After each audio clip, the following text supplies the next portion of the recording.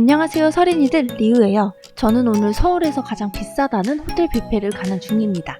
바로 JW 메리어트 서울에 있는 플레이버즈입니다. 주말 기준으로 봤을 때 신라호텔 더파큐브랑 롯데호텔 라센네가 11만 8천원으로 동일하고 서울 웨스틴 조선호텔 아리아가 11만 9천원입니다. 그런데 여기 JW 메리어트 플레이버즈는 무려 13만원이에요. 할인은 월요일에서 목요일에 한해서만 네이버 선결제 예약 시 10% 할인됩니다. 저는 포잉 어플을 자주 이용하는데 포잉 역시 월요일에서 목요일만 돼요. 그런데 이것도 지금은 끝나서 안 되네요. 즉, 저는 금요일에 방문했기 때문에 제값인 13만원에 다녀왔습니다. 플레이버즈에서 식사 시 주차 5시간 지원됩니다. 평소엔 직접 주차하지만 오카가 있으면 발렛을 맡겨요. 오빠 카드요. 왜냐면 오빠가 롯데 백스카드인가 가지고 있는데 이게 국내 호텔 발렛비가 지원이 되는 신용카드더라고요. 웬만한 큰 호텔은 지원이 되는데 JW 메리어트 호텔도 가능하길래 발렛을 했습니다. 아방렛. 아반떼가 발렛하면 아방렛. 안 돼!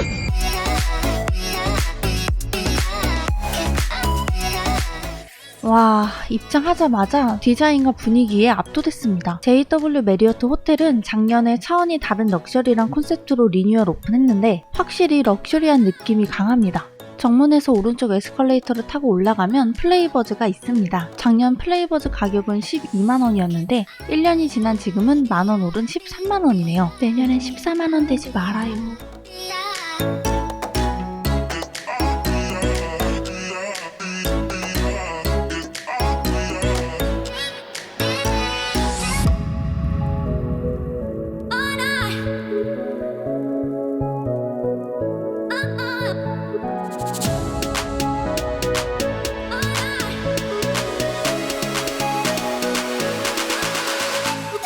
이 벽면 자리들은 테이블도 넓고 의자도 푹신하고 아늑한 느낌까지 들어서 너무 마음에 들었습니다. 입구 쪽부터 1번에서 10번까지 자리가 있는데요. 예약할 때 지정해 주시면 앉을 수 있습니다. 저는 뭐 따로 지정한 건 아니었는데 운 좋게 여기가 잡힌 것 같아요. 그리고 또 하나, 이 좌석에 앉게 되면 부알람께서 꿀팁 전수를 많이 해주십니다. 이게 무슨 소리냐고요? 고르실 수 있어. 선택의 폭을 넓혔어요. 그래서 원래대로 드실 수 있는 스파클링 와인 괜찮고요. 네. 바로 이분이 부알람이십니다. 본인을 부알람으로 소개를 하셨는데요. 무슨 뜻인고 하니 뷔페를 알려주는 남자라는 뜻이래요. 명함을 받았는데 호칭은 캡틴이라고 적혀있더라고요. 명함에 부알람이라고 쓸 순 없으니까. 반갑습니다. 그리고 요거는 보시면 가두아라고 이거는 천연 탄산이에요. 쓰는 건 없어요. 그만큼 미네랄이 내추럴이니까 좋은 거고요. 요거 무제한이에요. 저희는 이거 드시고 싶은 대로 이렇게 드시면 되고요. 저는 처음 오시는 손님들한테는 꼭 드셔야 될 요 안내해드려요. 이렇게 캡틴께서 처음 온 손님들에게 오늘의 메인 음식이나 제철 음식 그리고 궁합에 잘 맞는 음식까지 추천해 주십니다. 뷔페에서 뭐부터 어떻게 먹어야 할지 고민이신 분들은 아주 좋을 것 같아요. 사실 저도 뷔페는 많이 다녀봤지만 항상 먹는 것도 비슷하고 진열되어 있는 그대로만 먹었거든요. 그런데 오늘 다른 음식과 조합해서 먹는 법도 알려주시고 몰랐던 뷔페 꿀팁도 전수해 주십니다. 자, 그럼 이제 서울에서 가장 비싸다는 호텔 뷔페 어떤지 한번 구경해 보실까요?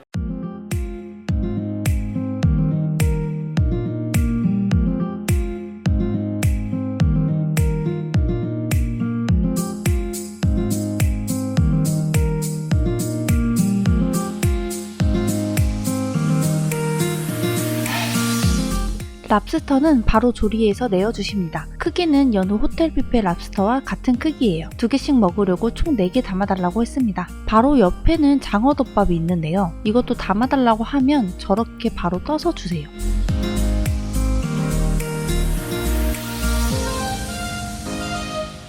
이건 칠리 랍스터인데요. 이게 맛있더라고요. 그냥 랍스터 구이만 있었으면 정말 섭섭했을 거예요.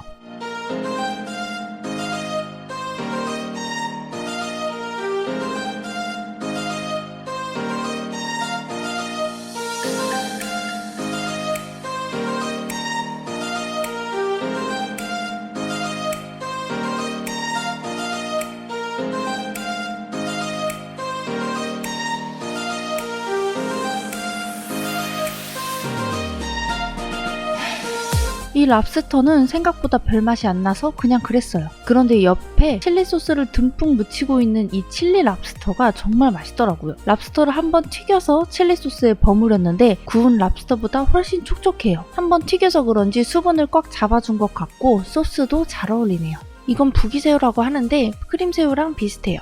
마요 소스가 달달하고 꾸덕하니 완전 제 스타일입니다. 안에 새우도 통통해요.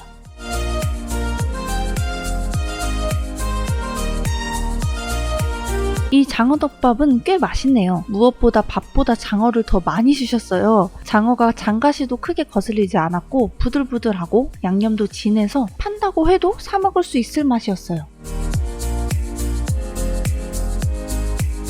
그리고 이 구운 전복, 비린맛 하나 없이 전복도 크고 익힘 정도도 좋았습니다. 내장까지 다 먹었어요.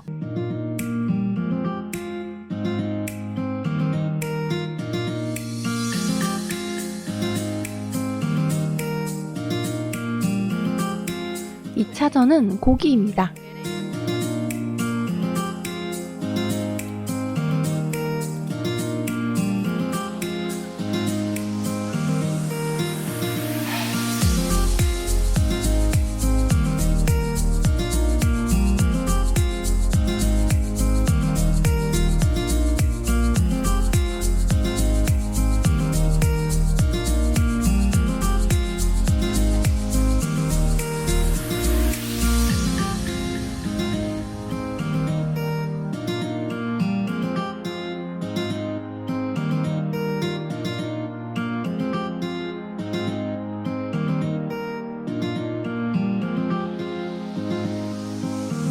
LA 갈비는 아까 캡틴이 추천한 건데요. 추천대로 부드럽고 양념도 잘 배있고 맛있었습니다. 사실 뷔페에서 LA 갈비 맛없게 한 곳 한 군데도 못 보긴 했어요. 큐! 양고기는 뭐 무난했습니다.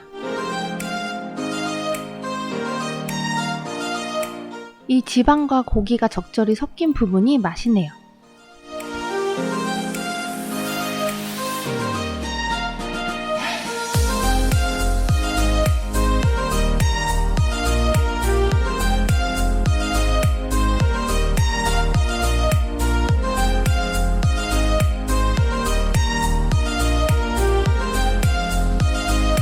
아니, 조선호텔 아리아처럼 대게가 찜기에 따뜻하게 나옵니다. 제가 너무 좋아하는 부분이죠. 그런데 찬 대게도 있어요. 전복도 마찬가지고요. 한마디로 대게와 전복이 차가운 버전, 따뜻한 버전 둘 다 있는 거예요.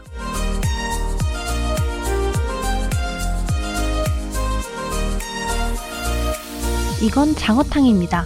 보양식이긴 하지만 원래 같았으면 그냥 지나쳤을 텐데 아까 캡틴이 강추하더라고요. 가져가겠다고 하면 직원분이 뚜껑을 오픈해서 그릇에 담아줍니다.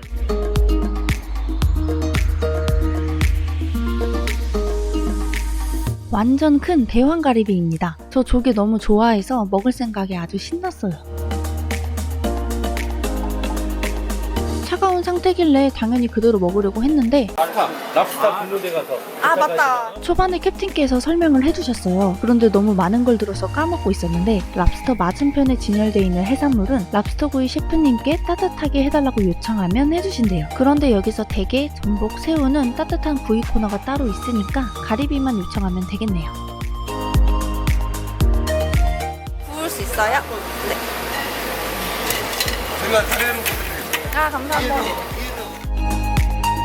옆에 그라탕도 주문하니까 이것도 자리로 가져다 주신다고 하네요.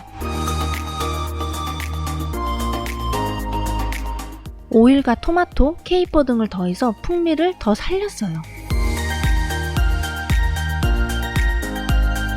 가리비가 진짜 커서 입안 가득 들어오는데 진짜 너무 좋네요.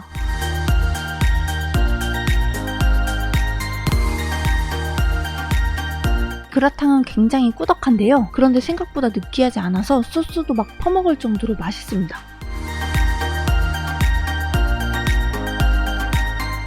이 대게 물 먹은 맛 안 납니다. 냉동 대게를 해동하는 과정에서 물에 너무 오래 담가 놓으면 밍밍한 물 먹은 맛이 날 수도 있는데 여긴 대게 향도 나면서 달달한 맛도 있고 좋았어요.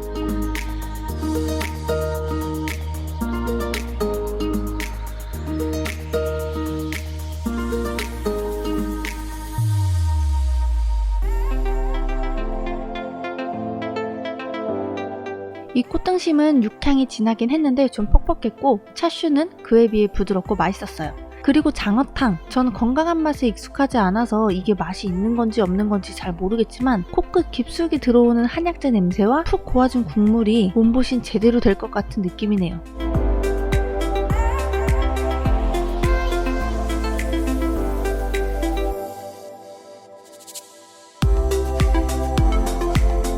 이제 회칸 코너로 왔는데요. 이날 흰살 생선이 좋다고 해서 흰살 생선 위주로 썰어달라고 요청했습니다.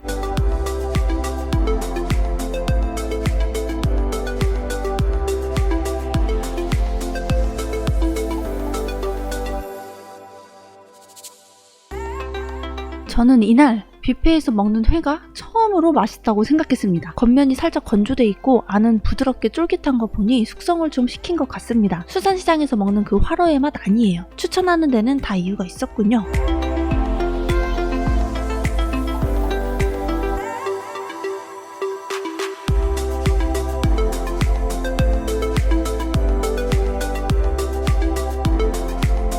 한식 코너로 왔습니다.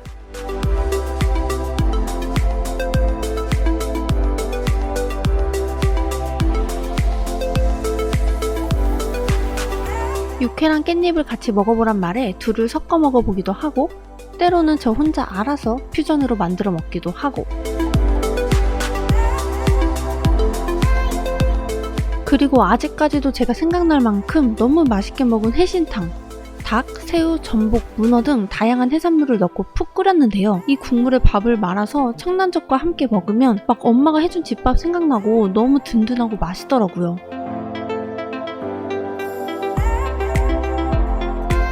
해신탕 밖에서 사 먹으면 정말 비싸잖아요. 저도 먹어봤는데 전문으로 파는 해신탕 맛에서 한약재 맛은 좀 덜 나고 사골국에 더 가까운 맛입니다. 호불호 없이 다 맛있게 드실 것 같아요.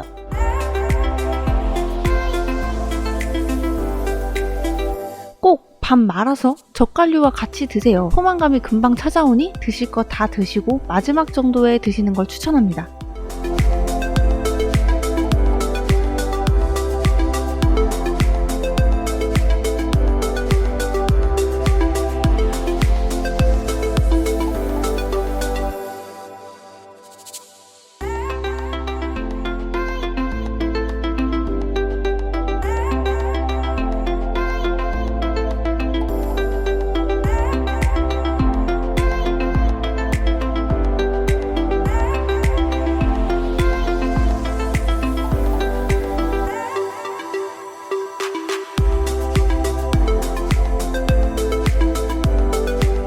중식 코너는 단출합니다. 통후추 안심볶음, 아스파라거스 송이 굴소스 볶음, 팔보채, 볶음밥 등이 있어요. 이 중에 송이 굴소스 볶음의 송이가 향이 정말 세고 독특하더라고요. 자연산 송이버섯이래요. 10시가 마감인데 식사 다 하고 나니 9시가 넘었네요. 그래서 디저트가 많이 빠지고 없어요. 왼쪽 사진이 가득 채워졌을 때의 사진이에요. 촬영을 할 거였으면 미리 디저트를 찍어두는 거였는데 제가 마감 시간에 간 건 이날이 처음이라 이 점은 미처 생각 못했네요.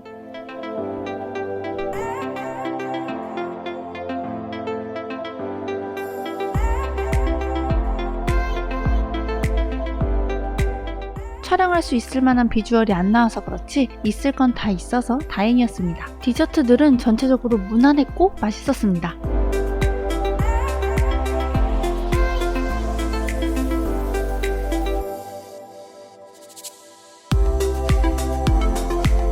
크레페는 잼과 같이 나오는데 따로 바닐라 아이스크림을 떠서 같이 먹으면 이거야말로 진정한 마무리 디저트입니다.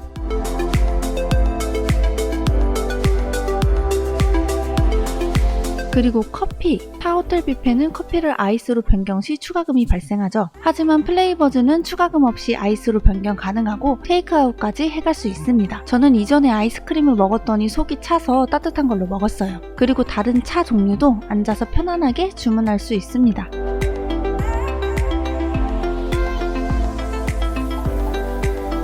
오늘은 조금 색다른 뷔페를 경험했습니다. 뷔페에서 누군가 이렇게 설명해주는 건 처음이었어요. 참고로 이 영상은 협찬도 아니고 캡틴께서는 제가 카메라를 들고 왔다고 이렇게 친절하게 해주시는 것도 아닙니다. 다른 테이블에도 똑같이 해주셨고 영상 만들면서 무수한 후기들을 찾아봤는데 캡틴의 설명이 좋았다는 후기들이 있더라고요. 혹시나 굳이 이런 설명들이 필요 없으신 분들은 초반에 괜찮다고 말씀하시거나 1번에서 10번 테이블이 아닌 다른 테이블을 잡아주시면 됩니다.